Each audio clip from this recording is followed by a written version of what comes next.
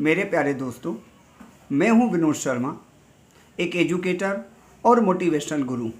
दोस्तों, इस वीडियो में आज आप कुछ बड़ा करने जा रहे हैं। डायरेक्ट इनडायरेक्ट नरेशन का वो चैप्टर जो हर टेस्ट एग्ज़ाम में, कंपटीशन में आपको घन चक्कर बना देता है, आज आपके सामने पानी भरेगा। इस वीडियो को अंत तक भोलू के साथ, मेरे साथ ज़रूर देखिए और देखिए कैसे डायरेक्ट इनडायरेक्ट के कॉम्पिटिटिव एग्ज़ाम्स लेवल के टिपिकल से टिपिकल क्वेश्चंस भी आप यूं मिनटों में बिना रूल्स रटे सॉल्व कर लेंगे। आइए नरेशन को समझते हैं बिल्कुल आसानी से मज़ेदार उदाहरणों के साथ। सबसे पहले देखते हैं कि डायरेक्ट इनडायरेक्ट नरेशन के क्वेश्चन में आता क्या है। तो जब आपको एक क्वेश्चन पेपर मिलता है और जब आप डायरेक्ट इनडायरेक्ट नरेशन के क्वेश्चन को देखते हैं तो उसमें दो पार्ट होते हैं, रिपोर्टिंग स्पीच और रिपोर्टेड स्पीच। ये रिपोर्टिंग स्पीच और रिपोर्टेड स्पीच करण अर्जुन है, यही पूरी फिल्म को पूरा करते हैं। अब रिपोर्टिंग स्पीच के तीन हिस्से होते हैं, बोलने वाला अर्थात स्पीकर, सुनने वाला अर्थात लिसनर और रिपोर्टिंग वर्ब जो ज़्यादातर पास्ट टेंस में होती है और जिसको हम पढ़ते हैं सेड टू, और उसी के साथ पंक्चुएशन के साथ जुड़े होते हैं रिपोर्टेड स्पीच के सेंटेंस जो हमेशा डबल इन्वर्टेड कॉमास में होते हैं। अर्थात डायरेक्ट इनडायरेक्ट नरेशन के सेंटेंस में रिपोर्टिंग स्पीच और रिपोर्टेड स्पीच आपस में जुड़े होते हैं। अब ज़्यादातर जो चेंजेस हम करते हैं वो करते हैं रिपोर्टेड स्पीच में, अर्थात रिपोर्टर द्वारा कही गई बात में। क्या करते हैं वो यहाँ लिखा हुआ है, changes in reported speech as per the reporting verb and its tense. अर्थात रिपोर्टेड स्पीच में जो हम चेंजेस करते हैं वो रिपोर्टिंग वर्ब की टेंस के हिसाब से करते हैं। दूसरा, changes in reported speech due to meaning of the sentence. अर्थात इसका मतलब ये है कि डायरेक्ट इनडायरेक्ट नरेशन में रिपोर्टेड स्पीच में जो सेंटेंस दिया रहता है वो सेंटेंस के मीनिंग और टाइप के हिसाब से हम रिपोर्टिंग वर्ब को भी बदलते हैं। जैसे कि यदि क्वेश्चन है तो हम आस्क कर देंगे। सिमिलरली यदि सेड टू लिखा है तो हम रिपोर्टेड स्पीच के टेंस को पास्ट टेंस में बदल देंगे। आगे और इसको आसानी से समझेंगे हम। Use of conjunction to combine both the parts, ये बहुत ही ज़रूरी हिस्सा होता है। रिपोर्टिंग स्पीच और रिपोर्टेड स्पीच को डायरेक्ट से इनडायरेक्ट बनाते समय दोनों हिस्सों को जोड़ना होता है और उसके लिए हमें ज़रूरत होती है एक कंजंक्शन की, जिसे हमें कनेक्टर भी कह सकते हैं। जैसे कि हम दैट का प्रयोग करते हैं, इफ़ का करते हैं, वेदर का करते हैं, कभी कभी क्वेश्चन वर्ड को भी हम कंजंक्शन बना देते हैं। आगे देखते हैं अगला नियम, change in second and third person in reported speech. Reported speech में जो फर्स्ट पर्सन होता है वो रिपोर्टिंग स्पीच के सब्जेक्ट अर्थात उसके स्पीकर के हिसाब से बदलता है, और उसका जो सेकंड पर्सन होता है यू, जो कि सेकंड पर्सन हम एड्रेस करते हैं, वो रिपोर्टिंग स्पीच के ऑब्जेक्ट के अनुसार चेंज होता है। लेकिन यदि उसमें कोई थर्ड पर्सन हो, ही, शी, इट, दे, उसे हम नहीं बदलते हैं। Some expression demand no change in tense. इसका मतलब ये हुआ स्टूडेंट्स कि रिपोर्टेड स्पीच में कुछ सेंटेंस ऐसे आते हैं जिनका टेंस हम नहीं बदलते। जैसे कि उसमें कोई यूनिवर्सल ट्रूथ आ सकता है, कोई मुहावरे वाली बात जिसको प्रॉवर्ब कह सकते हैं वो आ सकती है, कोई हिस्टोरिकल फैक्ट इतिहास से जुड़ी बात आ सकती है, कोई हैबिचुअल एक्शन अर्थात डेली होने वाली घटना हो सकती है, या कोई और जोग्राफिकल इवेंट भी आ सकती है। इनके टेंस नहीं बदलते हैं। अब इस पेज पर हम देखते हैं स्टेप नंबर 1, जिसमें हमने लिखा है कि कैसे हम पर्सन और कंजंक्शन को बदलते हैं डायरेक्ट से इनडायरेक्ट बनाते समय। फर्स्ट पर्सन हमेशा रिपोर्टिंग स्पीच के सब्जेक्ट के हिसाब से बदलेगा, सेकंड पर्सन रिपोर्टिंग स्पीच के ऑब्जेक्ट के हिसाब से बदलेगा, third person obviously no change, कोई चेंज नहीं होता। आइए इन तीनों एग्जाम्पल्स को और अच्छे से समझते हैं हम नीचे दिए गए इन उदाहरणों से। देखते हैं, Raj said to Julie you are my friend. अब राज सब्जेक्ट है, जूली ऑब्जेक्ट है, और you are my friend present tense में रिपोर्टेड स्पीच में दिया हुआ है। तो इसका आंसर क्या बनेगा? चूँकि ये सिंपल सेंटेंस है और सिंपल सेंटेंस के लिए हमेशा सेड टू के स्थान पर टोल्ड आता है। तो दोस्तों हम लिख देंगे राज टोल्ड जूली, और हमने दोनों को जोड़ने के लिए जो कंजंक्शन यूज़ किया है दैट इज़ दैट, उस हमने दैट का यूज़ किया है, और यू सेकंड पर्सन है। जब वो जूली के हिसाब से बदला तो हमने जूली के हिसाब से उसको शी कर दिया, और प्रेजेंट टेंस का पास्ट टेंस कर दिया, तो आर जो है वो वॉज में बदल गया, और हमारा आंसर आ गया Raj told Julie that she was, my जो है वो राज के हिसाब से था और राज मैस्कुलिन जेंडर है तो हमने उसके लिए कर दिया हिज फ्रेंड। सो दोस्तों ये आंसर बना Raj told Julie that she was his friend. Now we come to example number 2।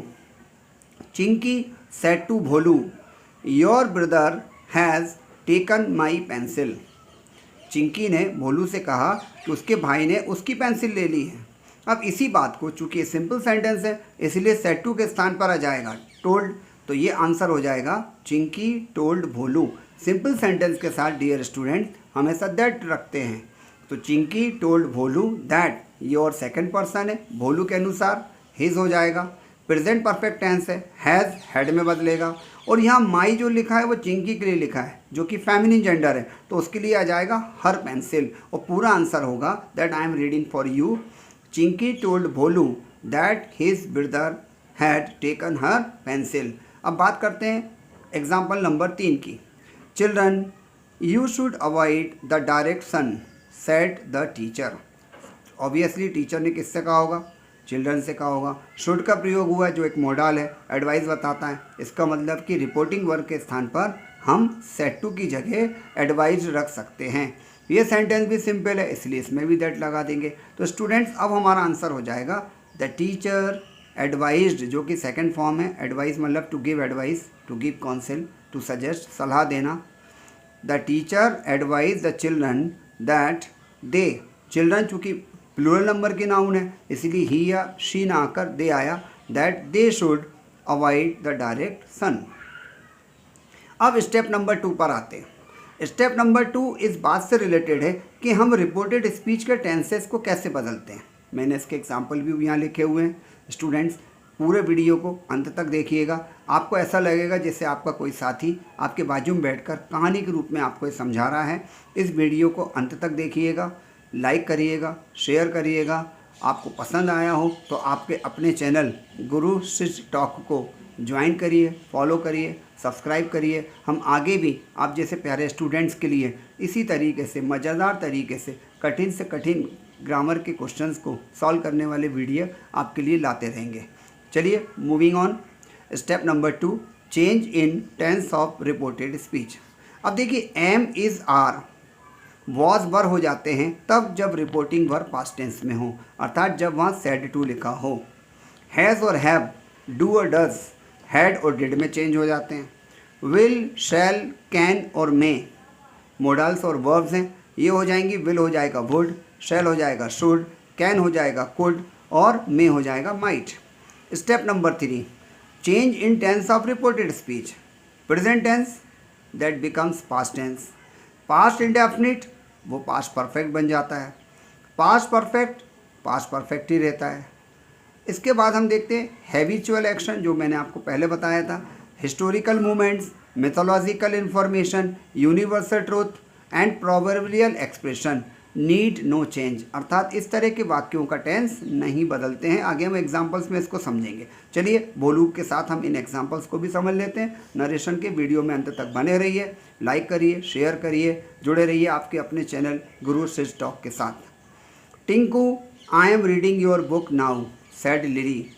तो देखिए इसमें रिपोर्टेड स्पीच पहले आ गया, रिपोर्टिंग बाद में, तो घबराइएगा मत। इसको आप समझ सकते हैं कि लिली सेड, और लिली सेड किससे कहा, टिंकू से। तो लिली टोल्ड सिंपल सेंटेंस था इसलिए टोल्ड हो गया। तो Lily told Tinku simple sentence था इसलिए फिर हमने दैट लगा दिया।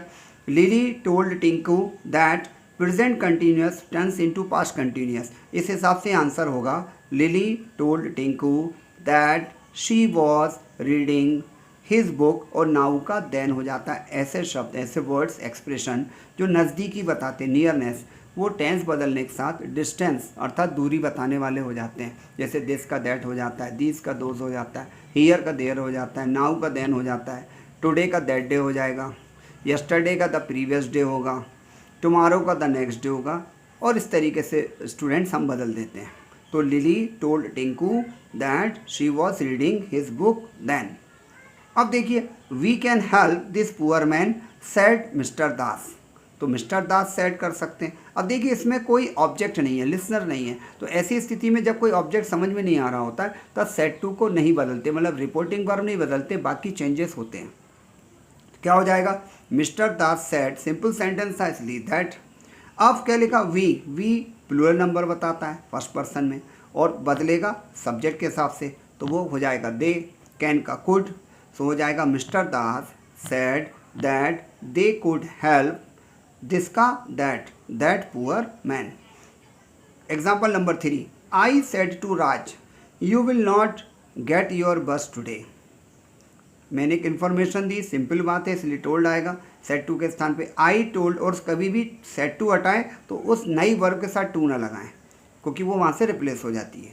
आई टोल्ड राज दैट, यू बदला राज के हिसाब से, ऑब्जेक्ट हमेशा सेकंड पर्सन के हिसाब से बदल जाता है, तो I told Raj that he will not का would not, that he would not get your, ठीक है, बस टुडे। तो राज, I told Raj that he would not get that bus that day, ठीक है, यहाँ ये भी हो सकता था I told Raj that he would not get his bus, your के हिसाब से his होना था, his bus that day, सो इसको करेक्ट कर लीजिएगा। फिर आया James, you stole my box yesterday said Mrs Das.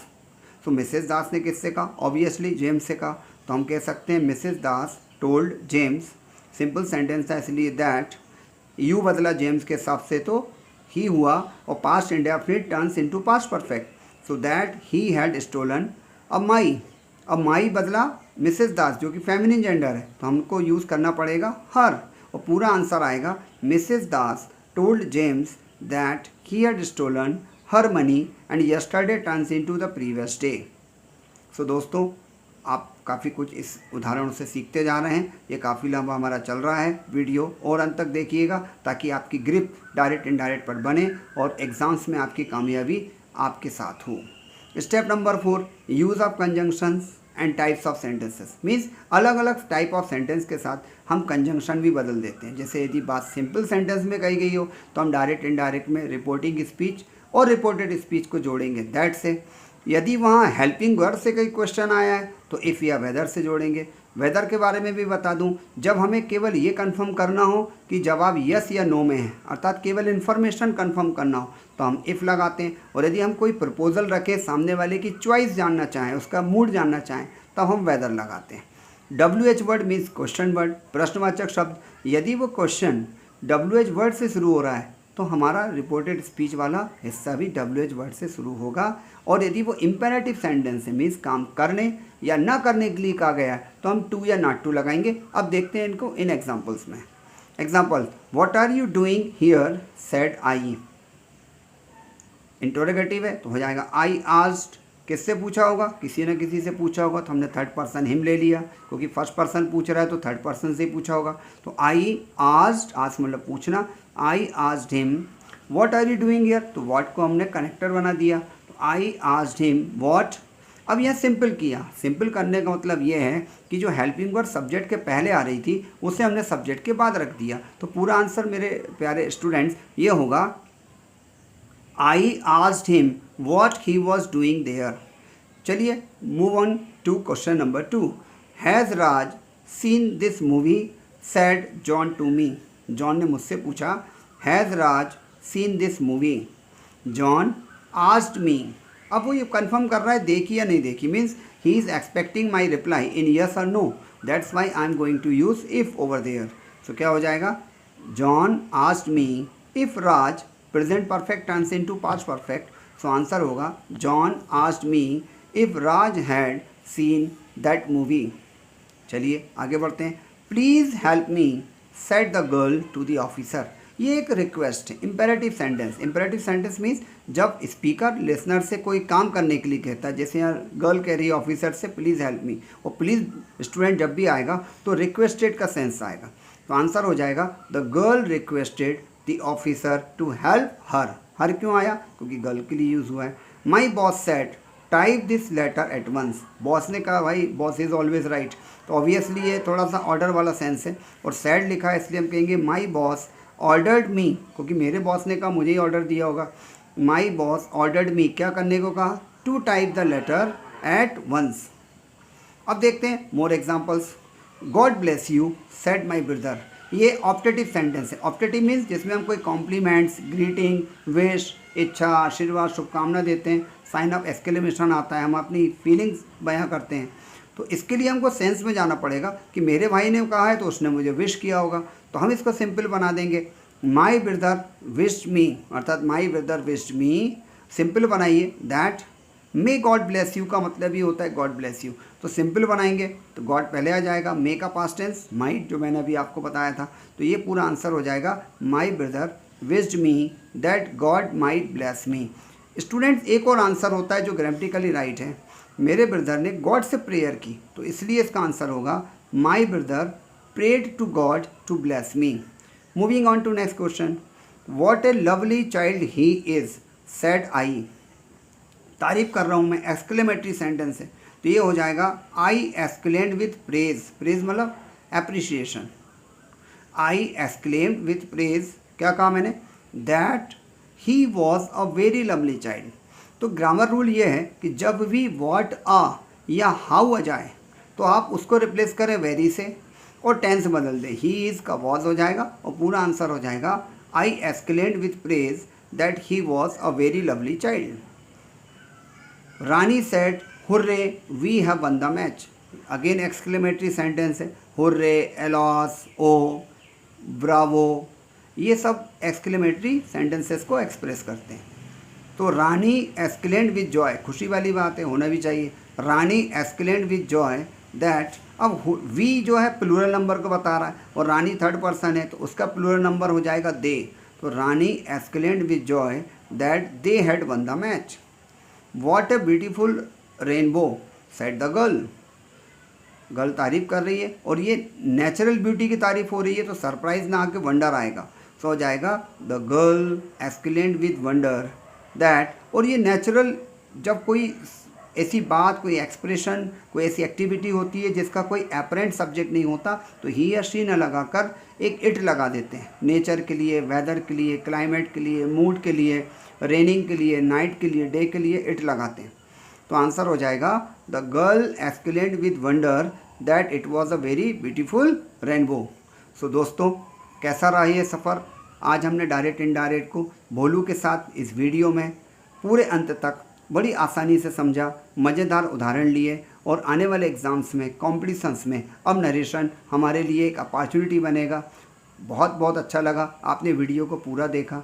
Like करें, शेयर करें और आपके अपने चैनल गुरु सिट्स टॉक को ज्वाइन करें, सब्सक्राइब करें।